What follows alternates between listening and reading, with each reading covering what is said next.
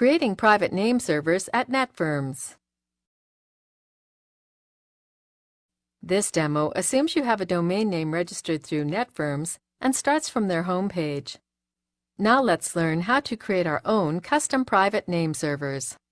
Click the Control Panel link in the upper right of this home page to log into your account.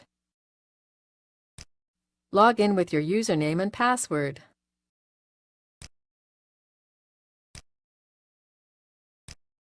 Click the Edit Domains shortcut on the right side.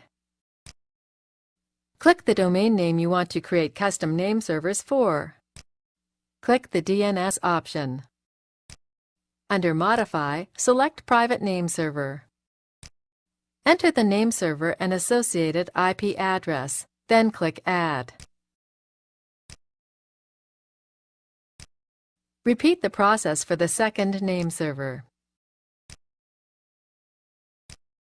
That's it! You've successfully created custom private name servers for your domain name. Please note that it could take up to 24 hours for your new private name servers to propagate and be recognized across the Internet. This is the end of the tutorial. You now know how to create private name servers at Netfirms.